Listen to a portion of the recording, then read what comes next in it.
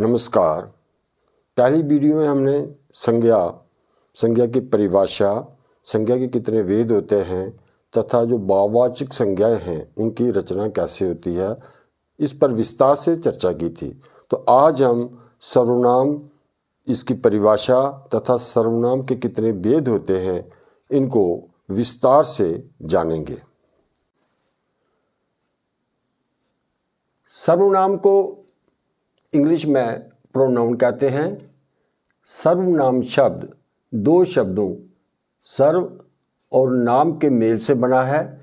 सर्व का अर्थ है सब और नाम का अर्थ है किसी का नाम, अर्थात जो सब के नाम के स्थान पर आए। जैसे देखें अब यहाँ, मोहन कल आया था, वह जम्मू में रहता है। राधा अभी आई है, वह भी जम्मू में रहती है। यहाँ वह शब्द मोहन और राधा दोनों के लिए आया है। मोहन और राधा दोनों संज्ञा शब्द हैं। तो सर्वनाम की परिभाषा इस तरह से होगी, संज्ञा के स्थान पर प्रयोग होने वाले शब्द सर्वनाम कहलाते हैं। जैसे मैं, तुम, वह, वे, उन्हें आदि। सर्वनाम का सबसे अधिक प्रयोग वाक्यों में एक ही संज्ञा को बार बार उसी रूप में आने से बचाने के लिए होता है। सर्वनाम के 6 प्रमुख भेद हैं। पहला है पुरुषवाचक सर्वनाम। जो सर्वनाम शब्द किसी पुरुष के स्थान पर प्रयुक्त होते हैं उन्हें पुरुषवाचक सर्वनाम कहते हैं। यहाँ पुरुषवाचक अर्थ मेल फीमेल दोनों के लिए है। जैसे मैं, तुम, वह। इनमें जो मैं है, मैं शब्द बोलने वाले, तुम शब्द सुनने वाले और वह शब्द जो है ये जिसके विषय में बात की जाए, तीनों पुरुषों का ज्ञान कराते हैं ये तीनों शब्द। इस तरह पुरुषवाचक सर्वनाम के 3 प्रकार होते हैं। पहला है उत्तम पुरुष, मध्यम पुरुष और अन्य पुरुष।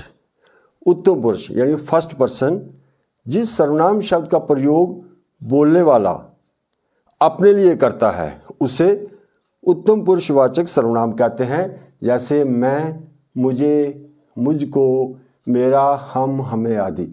ये सारे जो हैं उत्तम पुरुषवाचक सर्वनाम शब्द हैं। दूसरा है मध्यम पुरुष, सेकंड पर्सन, जिस सर्वनाम शब्द का प्रयोग वक्ता यानी बोलने वाला सुनने वाले के लिए करता है उसे मध्यम पुरुषवाचक सर्वनाम कहते हैं। जो तू, तुम, तेरा, तुम्हें, तुझे, तुम्हारा, आप, ये जो सारे शब्द हैं ये मध्यम पुरुषवाचक सर्वनाम हैं। इसका तीसरा जो प्रकार है पुरुषवाचक सर्वनाम का, ये है अन्य पुरुष यानी थर्ड पर्सन।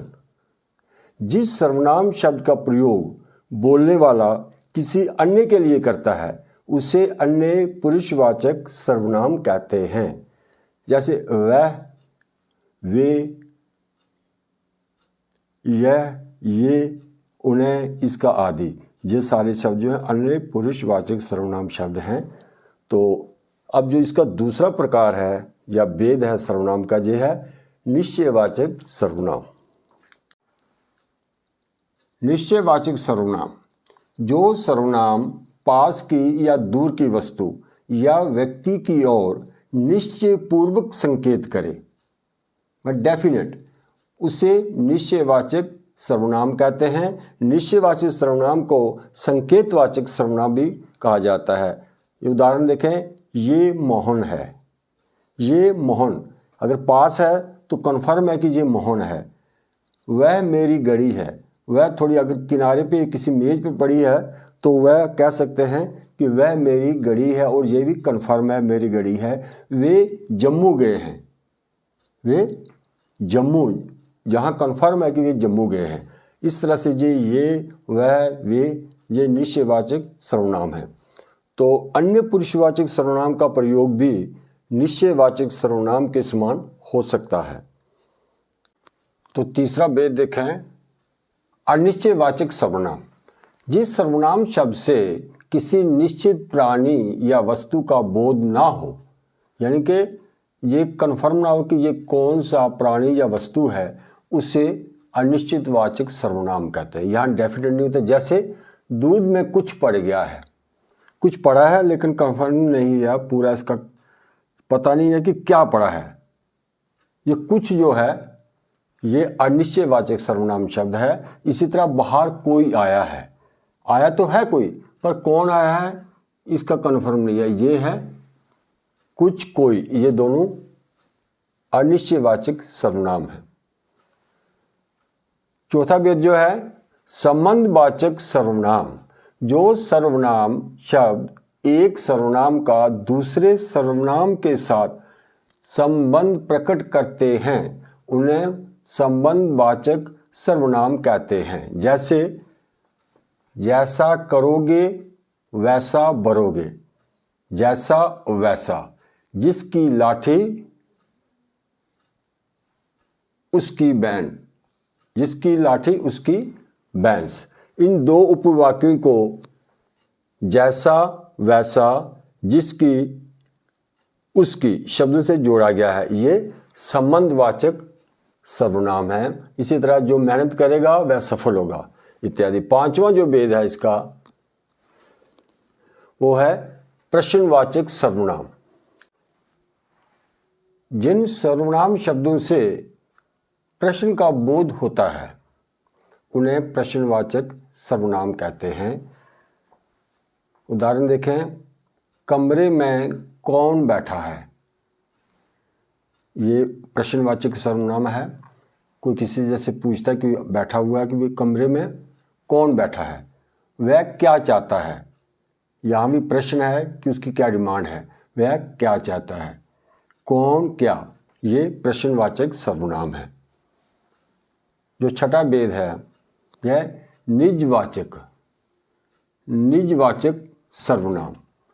जो सर्वनाम निज के लिए अर्थात स्वयं अपने लिए प्रयुक्त होता है उसे निजवाचक सर्वनाम कहते हैं। जैसे राम अपने घर गया, राम अपने घर, यहाँ अपने राम की निजता का बोध कराता है, यानी कि राम के लिए इसका प्रयोग हुआ है कि राम अपने घर गया। मैं आप चला जाऊंगा, आप यानी स्वयं, यहाँ आप जो है मैं के लिए इसका प्रयोग हुआ है। इससे मैं से इसका संबंध यहाँ हमें पता चलता है। रमेश ने स्वयं पत्र लिखा, पत्र का संबंध यहाँ रमेश के लिए हुआ है, इसका प्रयोग यहाँ पे। और हमें लगता है ये जो है शब्द अपने, आप, स्वयं, ये सारे जो हैं निजवाचक सर्वनाम हैं, यानी जो निजता के लिए अपने लिए जिनका प्रयोग होता है वे निजवाचक सर्वनाम कहलाते हैं। आज इतना ही, धन्यवाद।